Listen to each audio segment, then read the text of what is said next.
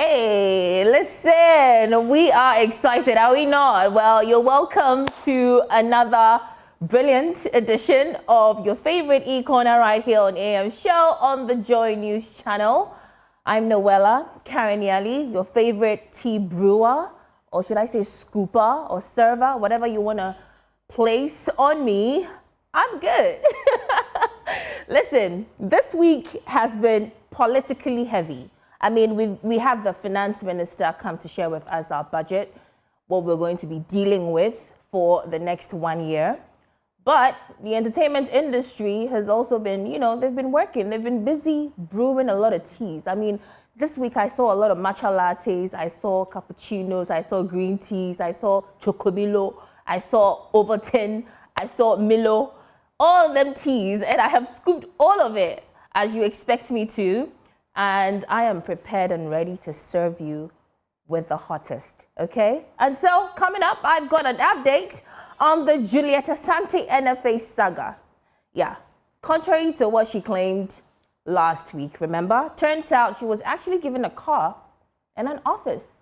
And a former deputy minister has been spilling some tea on her. Well, details are coming up, so you should stay tuned with me, okay? I also have an unfortunate update on actress Joselyn Dumas. Remember last week I shared news about her purported appointment as Deputy Diaspora Affairs Director? Well, ce n'est pas vrai, like the French would say. But I've got concrete updates on that, as well as her appointment holding on. Is it fading or has it completely faded out? I guess we'll see. Plus, a certain gospel musician has been changing her housing. Hallelujah, everybody. Hallelujah. Come on, guys, work with me. Hallelujah, everybody. And as expected of her music, people want to know, was her decision led by the Spirit? Or as usual, did the streets win? The tea, honey, is piping hot. Also, Sarkodie, Yvonne Nelson, memoir. Somebody say updates. Oh, come on, guys. What are you doing to me? Updates. Oh, this is the part where I go, somebody call the popo. But anyway, I'll be sharing those details with you as well. And guess what? King Charles apparently listens to Highlife. Interesting, isn't it? Did you know that? Did you know that, blood? I bet you didn't know. And so get ready. Let me get my, my UK accent, Yeah, get ready, because when we come back, I'll be serving you some tea, and baby, you will be sipping. Right after this.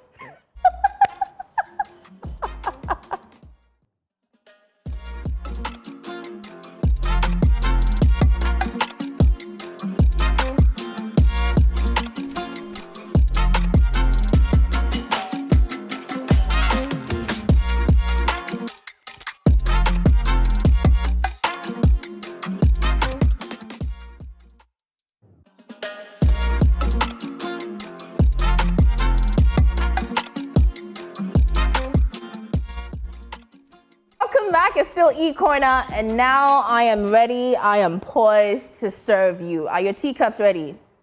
Are they ready? If they're not, get it ready, because I'm about to serve. Anyway, we're going to start with Julieta Asante, the outgone executive director, or should I say secretary, I should say, of the National Film Authority, NFA. You remember last week I brought you a story about her, reflecting or sharing with us her reflection of her tenure, okay, what has happened during her 4 years of being in office as the executive secretary. And she revealed some very jaw-dropping information, to us. She talked about how she had to face sexual harassment, talked about how she wasn't given a car, an official car, which is like the most basic thing, right? Because if you are asking me to lead a firm, a government firm, definitely you have to give me an office. It's like the most basic thing, an office and a car. And she said when she was appointed, all of these things weren't made available for her. And I mean, she made a whole lot of allegations as well that I'm not ready to get into because I dedicated last week to get it into this story proper. And so if you missed out on it, well, that's your loss. But anyway, I have an update for you on this story, and I told you that I was going to keep my tabs on it on this particular story. And so I have an update on the story for you, and it's coming from the former deputy Tourism and Arts Minister, Honorable, I would like to call him Honorable. Some people believe that, yeah, he's no more an Honorable, but I would like to call him an Honorable. So Honorable Okwekumante has been spilling some tea on her. And according to him, Julieta Asante was actually given a vehicle, a pickup vehicle, in his words, a pickup vehicle in 2021. I'm not saying this. And so let's hear from the horse's own mouth. Juliet, yes, and to a catcher, or Mampi John Mahama say, or my Kafi Danku office. But they have an office. Or man a car. She has a car. On Pese, Obama, a Kafi, no, my Kafi Danku, ye Juan on fear. To send you on no ye Juan Fini Fieno. Juliet was given a car in 2021 or 2022, one pickup. Yeah. Yes. Yes. I wasn't captured in the Chronicles. Juliet. But it was an lamentation one. Juliet had a car. So that pickup was an official car. Yes. I saw it. I saw it. I saw it, but I didn't know it's an official car. You the board, you don't know. No, I don't know. Juliet, because I know you visit VW this said. No, there was a pickup. There was a pickup that I saw here. The ministry gave a pickup. Car, yes. You are the ministry. Yes. She was even looking for another car. Pickup.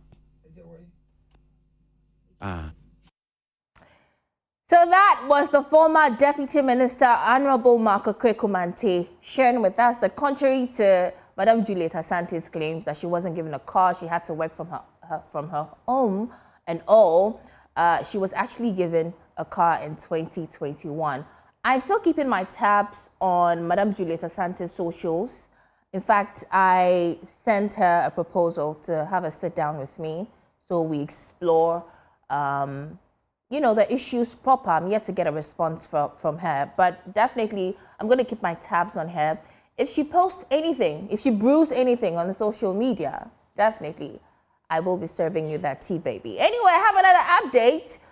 I'd like to call this one very unfortunate about Joselyn Dumas, beautiful Joselyn Dumas.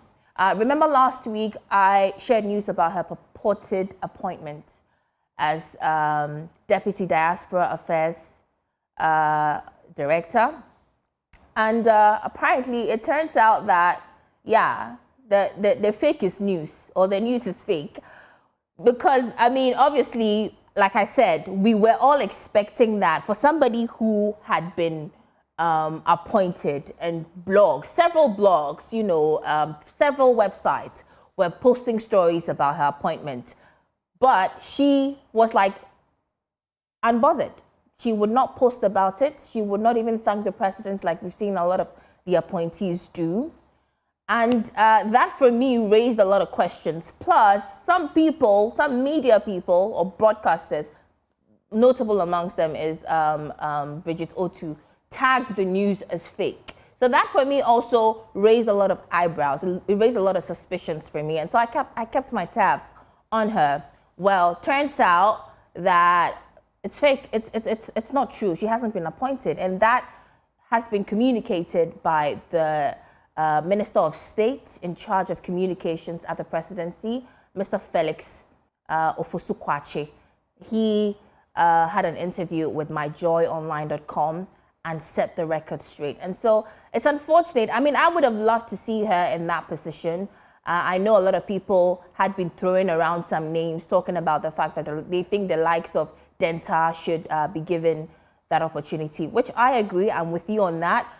Given her track record, she really fits that position. But I'm also a firm believer of, giving opportunities to people, let them prove themselves, let them, challenge themselves and deliver. If they do not deliver, then you yank them off. But it's imperative we give people opportunities. And Joselyn is a fine brain and a fine face. But anyway, what do I know? I don't know much, I guess. But all the best to her. She's a fantastic actress, fantastic producer. And I think, you know, there's several opportunities that may come her way. You never know. So, yeah, that's the update on Joselyn Dumas. Now let's switch to a story that I would have done last week, but I looked at it and I'm like, you know what, this is not news. The issue about, you know, cosmetic augmentation or surgery or whatever, it has become very normal nowadays. Gone were the days where, you know, you see somebody's, you know, waistline is big. The next moment you see that the waistline is snatching. You're like, hey, which miracle water did you drink?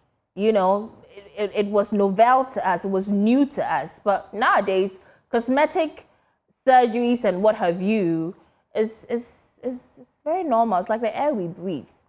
I'm talking about gospel musician Empress Gifty. I mean, if you know her, if you've studied her, if you have followed her journey, you would agree with me when I say that she's one of the non-conformist gospel musicians, okay? She does not subscribe to the, because I'm singing music, gospel music, I have to, you know, live a life that is so sanctimonious or whatever.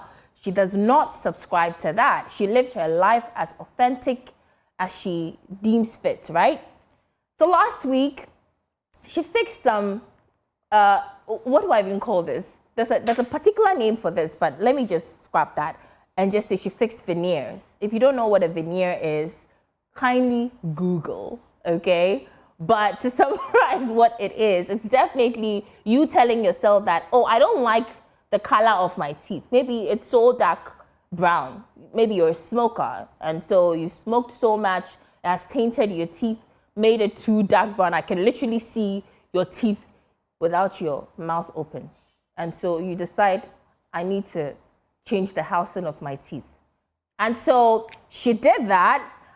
You know what? I don't want to talk too much. Let's look at her. Let's look at her before, and then we'll look at her teeth, the process. Okay, that's what you're seeing on the screens right now. This was her face before. Very nice face, if you ask me. You know, her cheeks are popping. You know, I have similar cheeks, and so yeah, that's one of the things we share in common. I think I don't see anything wrong with her teeth here, but hey, he who wears it feels it, right? So now let's take a look at her teeth process, okay? How she went about changing the housing of her teeth. And this week she communicated that she actually spent $1,200 on those veneers. And I was like, oh wow, veneers has gotten relatively cheap now, because I mean, back in the day, like 2 or 3 years ago, veneers were as high as $12,000, $10,000 US. They were very, very expensive. And so for it to come down to $1,200, I'm like, I was really surprised. But anyway, let's take a look, director, at, okay, great. So that's the video I'm talking about. That's the video I'm talking about. So you could see the before. I mean, now that I am looking at it in the context of her changing her teeth, I can agree that, yeah, it was a little bit dark brown. But initially, I mean, her teeth was awesome, just like mine. Very well dentitioned, if you ask me, or placed by God. But anyway, so that was the process she went through to beautiful smile. Oh my goodness, beautiful. That's right. Show them that you spent $1,200. That's right. Look at the difference. Very clear. Very, very, very clear. All right. So she spent $1,200 on that, and it didn't end there. She goes on to now pump some fillers in her lips and her face. I guess to make her face appear a bit more structured. She wanted her cheekbone out. She wanted her lips to be more plump. And you know what's funny? When I was a little girl, I used to be bullied that I had plump lips. People used to call me, because I am Yali, my surname is Yali, people used to call me Wale. No shade though, no shade. They thought that Wale had, you know, a plump lip, and so I shared similar features with him. And so they used to call me Noella Karen Wale. But anyway, that's her. Beautiful face. I mean, I don't see anything wrong with this.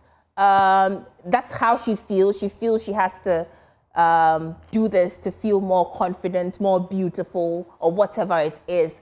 That's absolutely her prerogative.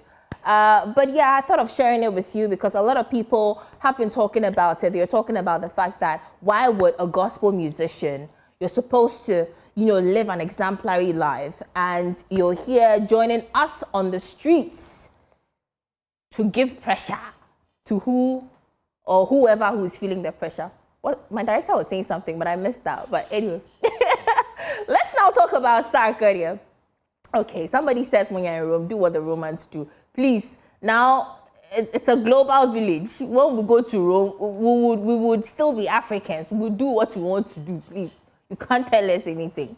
Anyway, let's talk about Sarkodie. And I have an update on him because you remember that in 2023, Yuva Nelson released a memoir. And in that memoir, she dropped a bombshell, talked about the fact that she once upon a time dated Sarkodie. And then the relationship was so serious, they actually shared or almost shared a child. Okay, she got pregnant. But Sarkodie did not take responsibility for that pregnancy. And so she had to abort it. And it was like a huge scandal. Very, very huge, okay? It had Sarkodie reply her in a song. A lot of people tagged that song as very crass, very ungentlemanlike, very, really, Sarkodie, you pa, It was a huge scandal, basically.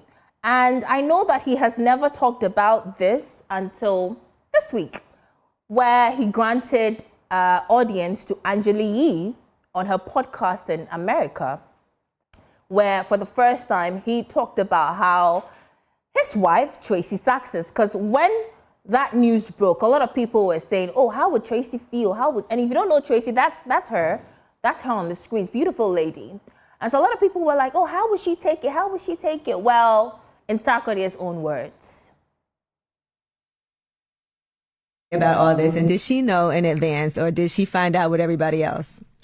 To be honest, I really still don't want to speak about that, but I think she handled it the way that I didn't think she was going to be able to handle it. She was cool about it. She cared more about how I was feeling, which was... That's great. Right. She was like, if I was good, because I was on tour.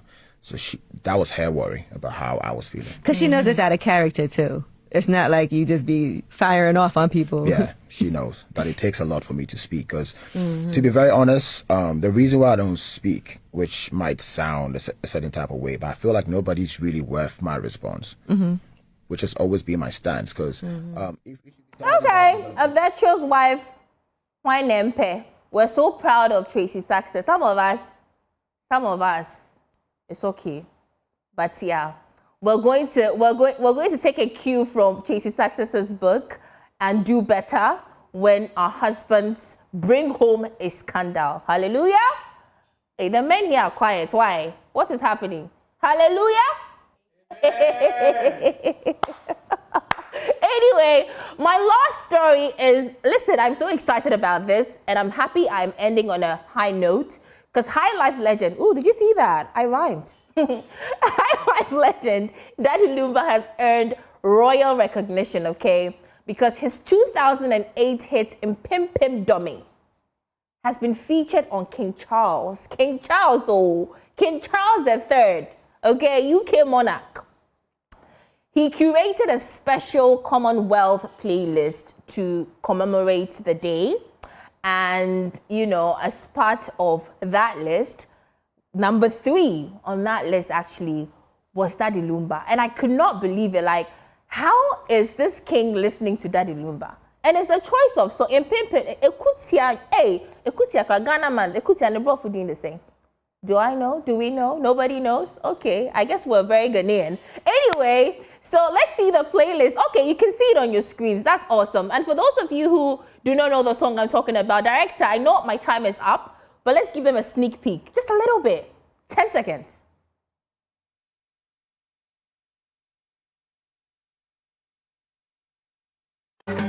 Some pimp, a time pimp, treat me home, pimp, time me